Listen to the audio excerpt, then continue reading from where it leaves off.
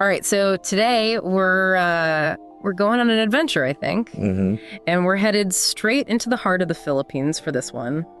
We're cracking open a book called Halimaw Sa Wawa, the first in a series all about the B1 gang. Oh, I love these kids. Right. Young investigators, always stumbling onto some mystery or another.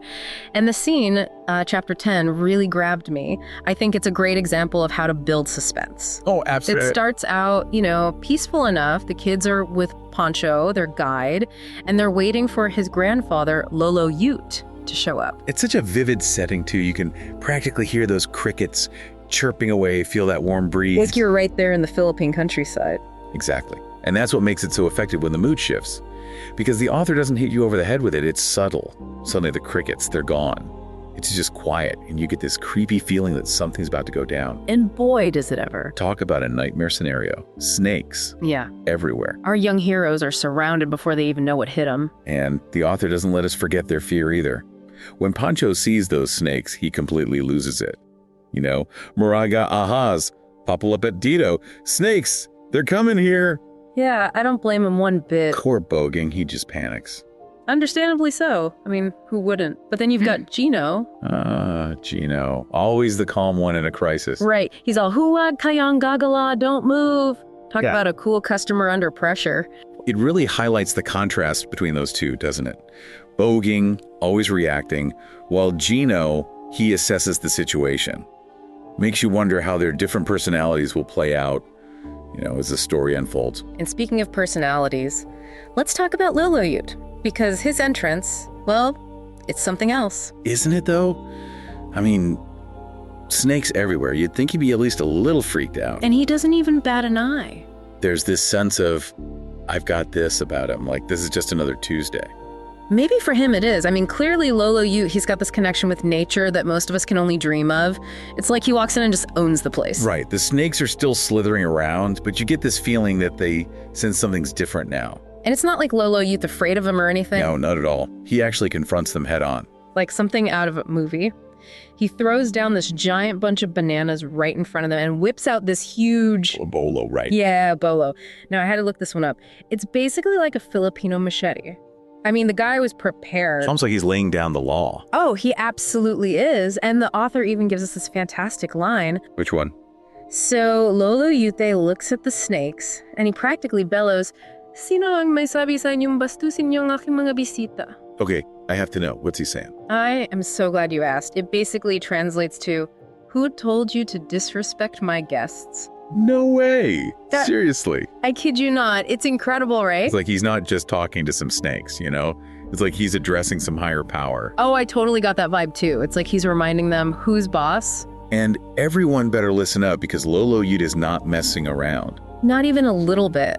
But here's the thing, it's not just about him being intimidating, right? I mean, remember what Kiko said about the snakes. You mean how they don't hear in the same way we do? Exactly. They pick up on vibrations through the ground, which makes you wonder if Lolo Ute's voice... Ooh, his footsteps, even just his presence... is enough to send these snakes scrambling. It adds this whole other layer to the scene, doesn't it? It does. Makes you think maybe there's a scientific reason behind why these snakes are backing down. Like maybe Lolo Ute's not just some snake charmer.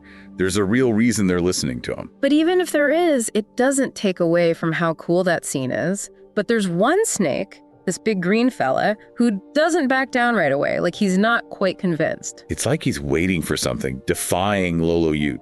And what's interesting is how Lolo Ute singles this one out. He even calls him promoter. Makes you wonder if there's some sort of hierarchy amongst the snakes. Do they have a leader? Or is Lolo Ute recognizing something in this particular snake? Fascinating. It's like a showdown. Just Lolo Ute and this snake facing each other down. You can practically feel the tension. Oh, absolutely. Lolo Ute still got that bolo in hand, but he doesn't strike. He just moves so slowly, deliberately, like he's trying to outsmart the snake somehow. And that line, he says, it gets me every time. Yeah. Remind me how it goes again. Okay, so he looks right at the snake and he says, "Bakit di niyo ginawa yon? Alam niyo ang aking patakaran. Huwag kayong lalapin sa mga bata." So for those of us who don't speak Filipino, what's he saying to this snake? It's like he's laying down the law, telling him, why did you do that? You know my rule. Don't go near the children. Whoa. It's like he's got this whole agreement worked out with the snakes, like they're on speaking terms or something. Right, like we have an understanding here. You leave the humans alone, and we'll leave you alone. I love that. It's not just about scaring them off, it's about mutual respect, coexisting. Exactly. And it makes you wonder, about those moments when we sense that maybe there's more to the natural world than meets the eye. Like maybe we're not as alone as we think we are. I don't know, there's just something so powerful about that idea. Absolutely. It definitely leaves you thinking about things long after you finish the book. Which is what a good story should do, right? It really does. This scene was just a small taste of what the B1 Gang series has to offer. If you're looking for an adventure, some mystery, and maybe even a little bit of magic. You can't go wrong with this one. I'm already hooked. What about you? Oh, I am totally there for the rest of this ride. And I have a feeling our listeners are too. So until next time, keep exploring, keep asking questions, and who knows? Maybe you'll uncover a few mysteries of your own.